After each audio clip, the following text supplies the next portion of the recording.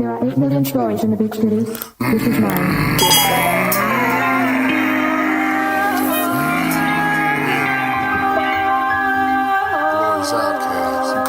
Outcast. Let's go. Outcast. Outcast.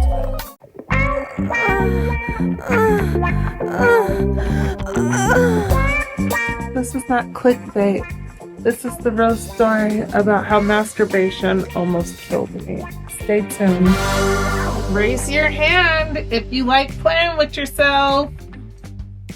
I like playing with myself. I play with myself all day long. I've had a wee bit of a problem. Majority of my life, I enjoyed pleasuring myself. Like, why not do what makes your body feel good, right?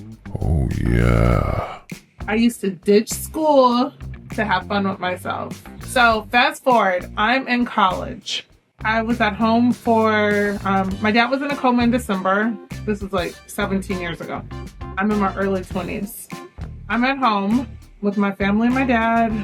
He comes out of the coma. I have to go back to school. I go to school the next day. I love my classes. I'm so excited. I need to calm down. And so in order to calm down, I'm going to relieve myself.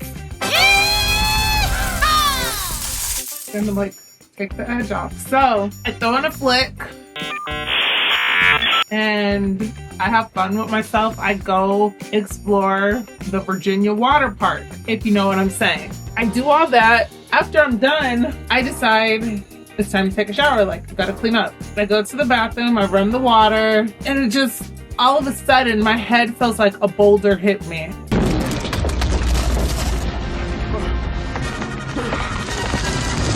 I'm just like, shit, that hurts. Like, this isn't a headache. I've had a few headaches in my life, and this was no headache. I walked to the nearest bedroom, which was the guest bedroom. I just laid there and I went to sleep.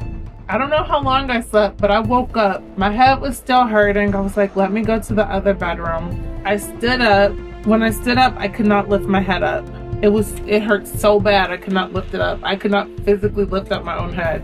I end up trying to walk to the room. I couldn't lift up my feet. So the only thing I could do was shuffle. I shuffled to the other bedroom. I'm laying there and I go to sleep. Next thing I know, I'm just throwing up. I'm throwing up and I'm laying in it. I can't seem to move any parts of my body. I can't roll over. I can't move my legs. I can't wiggle my toes. I can't turn my head. My arms work though, thank God. So I grab my phone and I'm calling my parents' house phone because I need to talk to my mom. You know, your mom's your doctor. That's the person you call whenever there's a problem. I'm calling. My sister finally picks up the phone. Put mommy on the phone, please. Like something's wrong. I need to talk to her. She hands my mom the phone. Kara? Mommy, I don't know what to do. I'm laying in my own throw up and I can't move. Call 911 right now. I went to call 911, but mind you, I'm butterball ass naked. I can't call 911. They can't see all of this. Not too many people have seen me naked. And so the best person to call is my boyfriend because he's seen me naked. So I'm just like, he answers. I'm like, hello? He's like, KD, what's wrong? Because I don't call him back to back. So if I call him back to back, he knows that something's up. I'm like, Chaswick, I'm laying in my throw up and I can't move. I need you to call 911 for me. I'll be there in a second. Not very much longer, I hear like these heavy footsteps going up the stairs. I can hear the Tims coming up the stairs and it's him. He comes in, he's checking on me, he's calling 911. Hey, my girl is over here laying in her throw up. Like, we need an ambulance ASAP. And he's given the address and everything. Next thing I know, I'm shaking.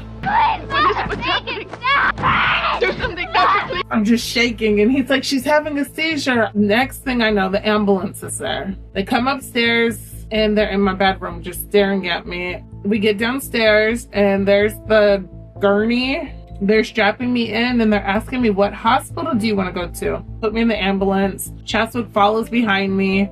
The ER is not crowded. They take me right into the emergency room. They hook me up to an IV. I'm telling them everything that's wrong. Like, they left the room and I went to sleep. I ended up waking up, and when I woke up, I was in a different room. It was just 4 walls. I'm looking around and there's Chaswick. Chaswick's like, the nurse said that you're getting discharged. I was like, what? Like, no. Like, they can't discharge me. They haven't diagnosed me with anything yet. And the nurse he's like, she's bringing in your paperwork. And she's like, the doctor said you have a stomach flu. There's a stomach virus going around, and we're sending you antibiotics, and you should be feeling better within 5 to 7 days. I said, but it's not my stomach. Nothing's wrong with my stomach. I'm in pain, so I can't like argue like I usually would. I'm like, but it's my head. I was like, something's wrong with my head. And she's like, you're getting discharged. If you don't feel better, just go to your regular doctor. I'm like, okay. So she leaves the room and I'm freaking pissed. We got up and we walked out. Well, we were walking out. We were starting to walk out the building. I was like, Chaswick, I cannot leave. Can't leave. Something is wrong with me. And he's like, I'll go talk to the doctor. I'm like, okay. He leaves me at the double doors. And eventually he comes back with the wheelchair. And I sit in the wheelchair and I'm like, where am I going? He's like, they're going to do a CAT scan. The doctor agreed to do a CAT scan on you. I was like, what did you say? And he's like, I told them that you're an active person. You go bike riding and running. You walk all the time. You're a fast walker. Like this slow motion stuff is not you. And so we get to the x-ray room and I got on the x-ray bed. They put me in and the doctor and a whole team of people come in and they're like, Kara, don't move. Like, we're going to move you to this bed. It was one of like, it was a hospital bed. I'm like, okay. Like, I don't know why all this special treatment now. All the workers like picked up the sheet and like gently moved me to this other bed. And I'm laying in this bed in the hall and the doctor's like, I need you to sign this paper. Okay, doctor, what's the paper for? He's like, well, you have to have emergency brain surgery in the morning. I was like, what's the paper for? It makes us not liable if anything happens to you. Just in case you die, we're not liable for your death. I was like, well, what if I don't sign it? You won't have brain surgery and you'll die. Well, shit. I signed that paper. And I called my mom. That was something I didn't want to do, but I had to do.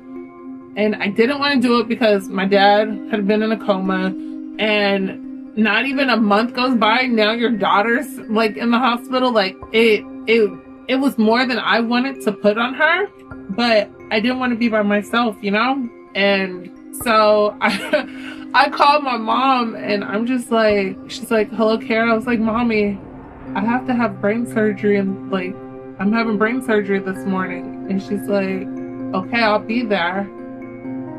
Oh, sorry, emotional. I'm just happy to be here, you know? They put me in ICU, intensive care unit. I forgot to say prior, when the doctor had those papers, he told me that I had 5 busted blood vessels in my head.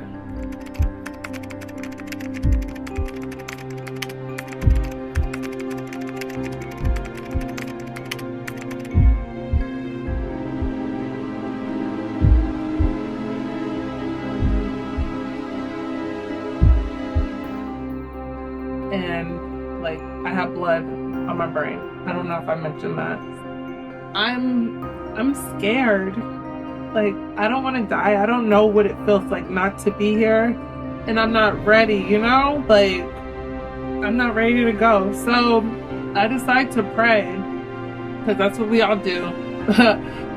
Some people don't pray enough, but it's like when you get in a jam, it's like, let's call for God. And I prayed and I said, I asked God to protect me and make sure that I was okay. And he spoke to me and he said, Kara, you haven't done what you're supposed to do yet. You're going to be okay. And I'm like, okay, like I'm feeling good now, you know? A nurse comes in and she asks, do I want to pray? And I'm like, we can pray for you. Like God's already confirmed that I'm going to be okay. Next thing I know, I'm getting prepped for surgery. They push me into like the surgery room. Next thing I know, I'm being put to sleep. I wake up, I don't know if it's hours later or days later, and my head is wrapped.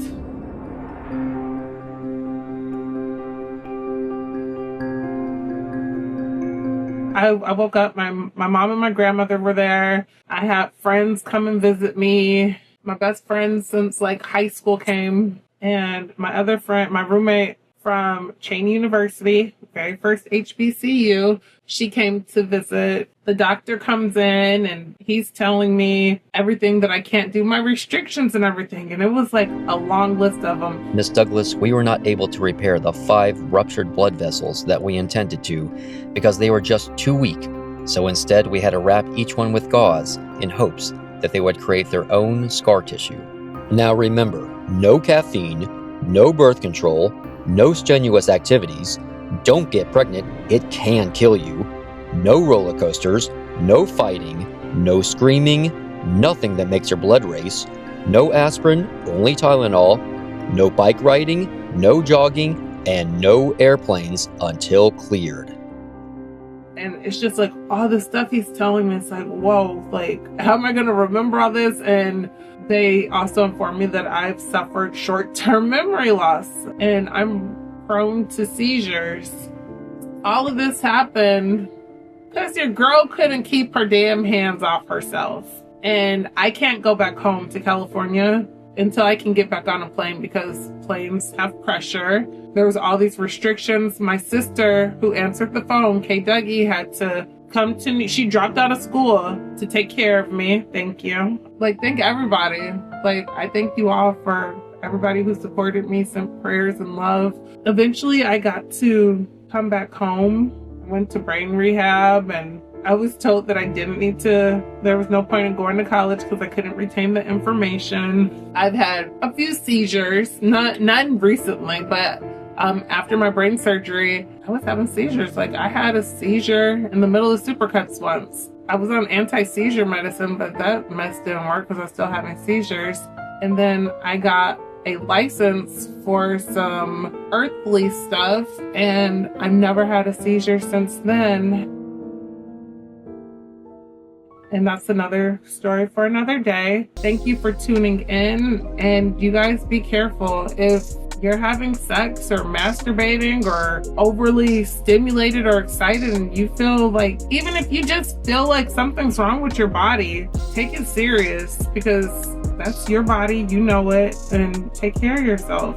Thank you for watching and giving me your time, and be prepared for more videos. Bye.